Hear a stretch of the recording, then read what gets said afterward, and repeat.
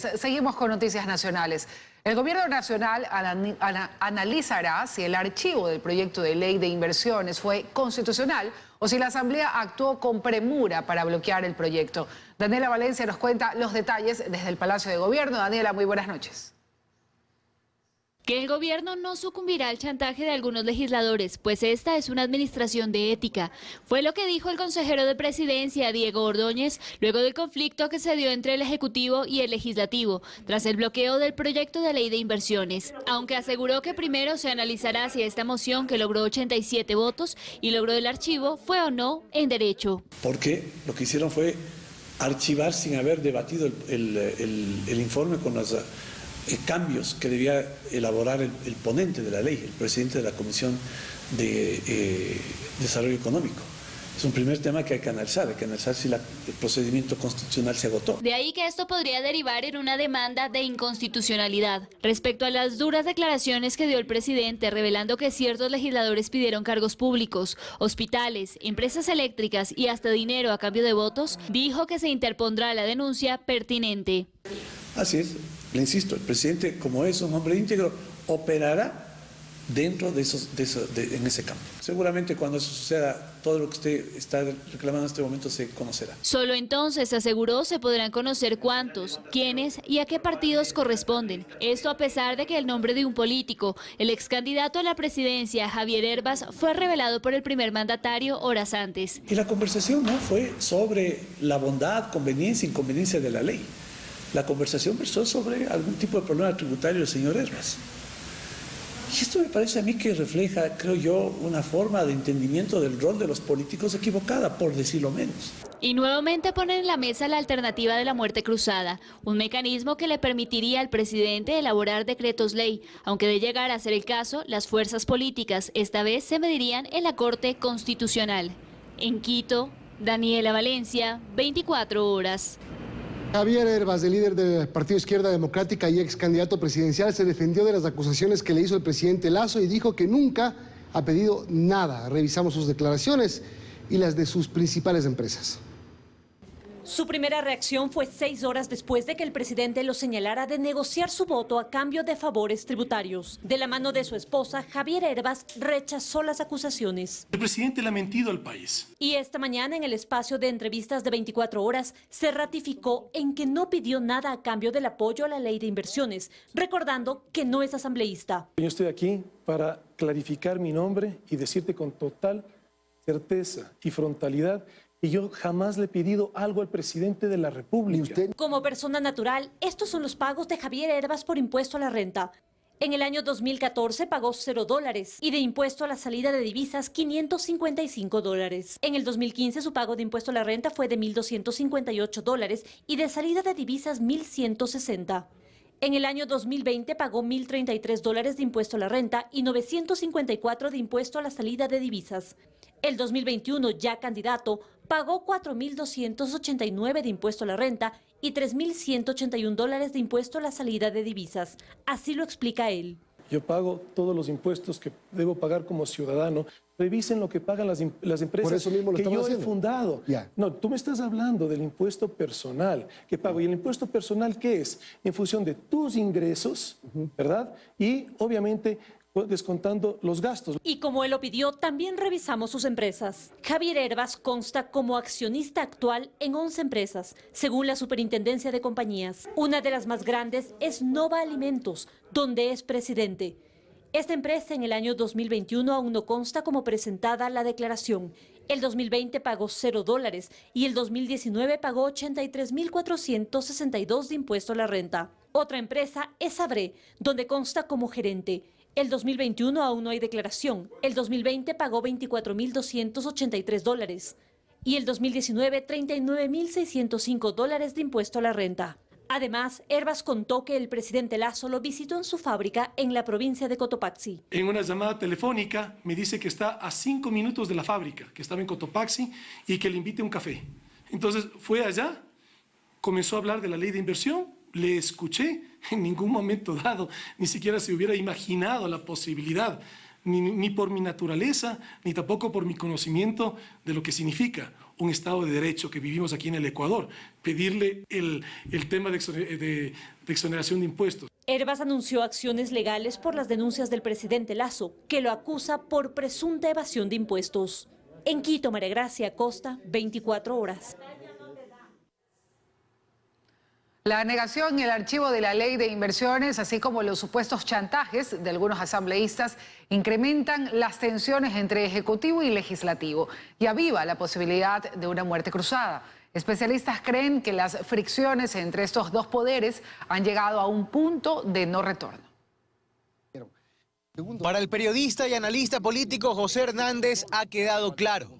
En la Asamblea Nacional el presidente Guillermo Lasso solo encontrará puertas cerradas. Eso es lo que puede concluir tras la negativa y archivo del proyecto de inversiones presentado por el Ejecutivo. Ya el país se quedó sin esa ley. El presidente se queda sin aliados, sin posibilidades de gobernabilidad, porque va a tener ya a la Asamblea aún más encima, digamos. Se queda sin las reformas. El presidente ha repetido aquello de hacer uso de todas las vías constitucionales para buscar algún margen de gobernabilidad, lo que necesariamente implica volver a hablar de la muerte cruzada. Y me parece que ahí ya no hay una relación posible del presidente con la Asamblea. En este punto, lo que hace falta preguntarle al presidente es cuándo pone la fecha para la muerte cruzada. Pero para el constitucionalista Roberto López, esta salida no es más que un salto al vacío para el actual gobierno. Punto en discusión. El presidente tendría que enfrentarse a la misma oposición que le están haciendo en la Asamblea una coalición de 3 partidos. O sea, pensamos que el presidente pudiera ganar una elección presidencial frente a esa coalición. Es bastante poco probable. No creo que el presidente de la República sea el candidato perdedor, el que entre perdiendo. No veo quién ha hecho méritos para competir y de entrada decir que le va a ganar. Por eso López cree que la muerte cruzada no es el único camino. Asegura que el presidente Lasso podría convocar a una consulta popular para conformar una asamblea constituyente sin plenos poderes, seguir gobernando y tener el margen de maniobra que hoy no tiene. La constituyente se convoca mediante consulta, no porque lo diga yo, sino porque lo dice la Constitución en el artículo 444. Solo puede convocarse por consulta. Encima, es una consulta que no requiere el dictamen previo de la Corte Constitucional.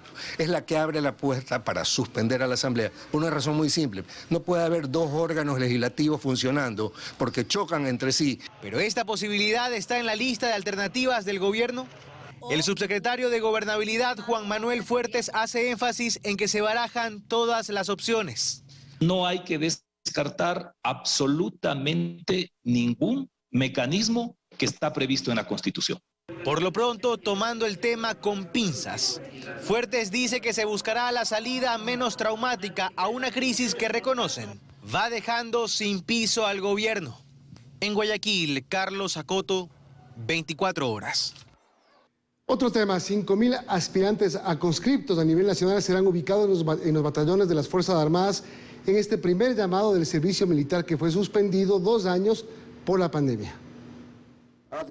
Esta vez la organización fue más estricta debido a la pandemia. El escenario en los cuarteles de Quito a comparación de otros años lucían con poca afluencia de aspirantes a la conscripción. Y es que en este periodo todos los jóvenes debieron inscribirse en línea antes del llamado al acuartelamiento. Se han inscrito en línea alrededor de 17.000 ciudadanos. De estos 17.000 tenemos este momento que verificar y escoger a los mejores 5.000. No obstante, en otras ciudades del país, como en Guayaquil, a los exteriores de los batallones llegaron jóvenes de diferentes provincias de la costa a intentar ingresar al servicio militar. Jóvenes que desconocían de la nueva modalidad en línea. ¿Cómo así decides irte al acuartelamiento? Una por mi mamá y otra porque quiero cambiar. Ya quiero cambiar, ya quiero ser una persona diferente, ya dejar el vicio y las drogas. En este primer llamado ingresarán solo 5.000 aspirantes pertenecientes a la leva del 2003, que comprende la edad de 18 a 22 años de edad. También formarán parte de nuestras reservas militares por el tiempo de 5 años. Tienen la una oportunidad de ingresar a las escuelas de formación, tanto del Ejército, Marina y Aviación. Los jóvenes serán ubicados en los diferentes batallones del país, en donde se les brindará instrucción en manejo de armas, primeros auxilios, derechos humanos, entre otros, por el periodo de 1 año. Primera fase de adaptación, la segunda fase, una fase de instrucción individual de combate, una fase de especialización y una fase de apoyo a la comunidad. Y a más de servir a la patria, los jóvenes aspirantes manifestaron que podría ser una opción de vida para su futuro, debido a la compleja situación que atraviesa el país por la falta de oportunidades laborales. Sí, esperé mucho por esto. La pandemia nos retrasó bastante. Para el segundo llamado, que será en el mes de agosto, se incorporará alrededor de 200 mujeres a nivel nacional. En este periodo no fueron incluidas, según las autoridades, por cuestiones logísticas. En Quito, Paul Coello, 24 horas. Seguimos, amigos. Más de 585.000 jóvenes en Ecuador no tienen un empleo formal ni estudian en la actualidad debido a la falta de oportunidades. La crisis derivada de la pandemia agravó esta realidad que sin mayor inversión ni una reforma laboral difícilmente cambiará.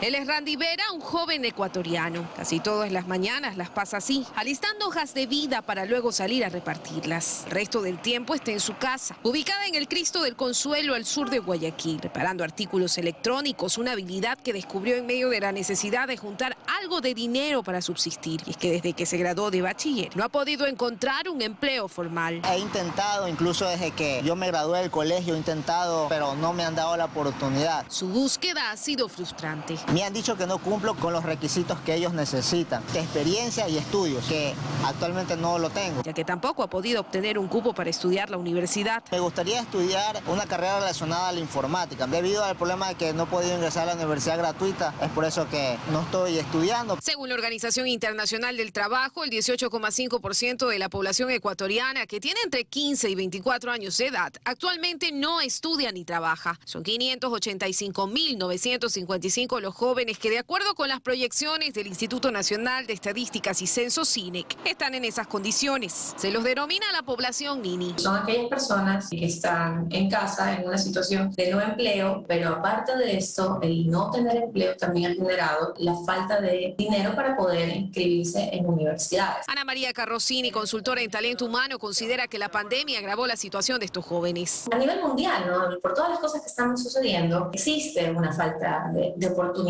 en cuanto al trabajo en sí, ¿no? Al trabajo directo en una empresa. Basado en su conocimiento en materia económica y realidad empresarial, Jorge Calderón, quien además dirige un tecnológico de educación superior, reconoce que los jóvenes están en desventaja ante la poca oferta y la alta demanda laboral que hay. Por la experiencia laboral que se les solicita, la cual ha sido bastante esquiva. La tasa de desempleo en Ecuador es del 5,4%, pero la de la población joven es el 10,7%, es decir, más del doble. Calderón ve en el mejoramiento de la calidad de la educación y en la creación de incentivos tributarios para promover un primer empleo formal de los jóvenes una solución. Por ejemplo, si que hubiese la contratación de X cantidad de jóvenes, se dé una disminución en el pago de impuesto a la renta. Esto ligado a una reforma laboral que facilite la contratación sin desconocer derechos y a la atracción de inversiones para con mayores capitales poder generar más plazas de empleo que los jóvenes ecuatorianos puedan llenar. Luisa María Heredia, 24 horas.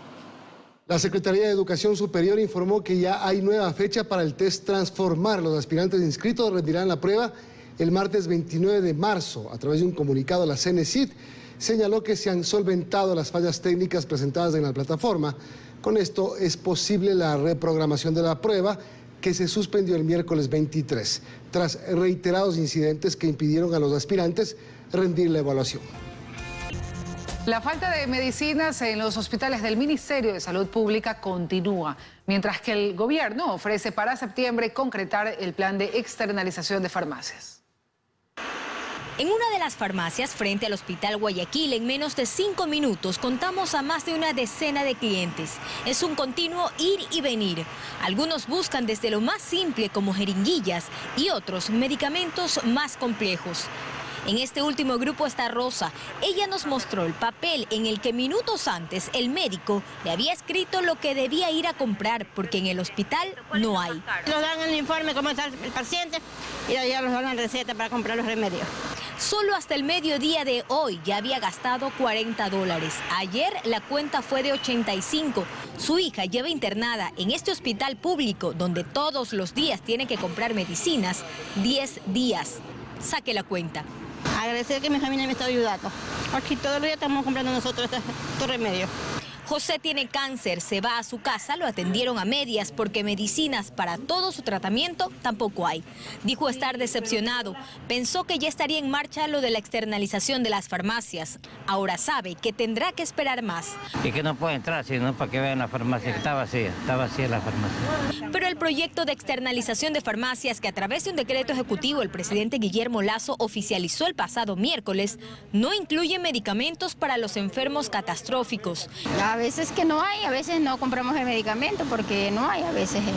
El proyecto debe estar en marcha en un plazo no mayor de 6 meses, es decir, para septiembre, desde la publicación de ese decreto en el registro oficial. Joana Ramos, 24 horas.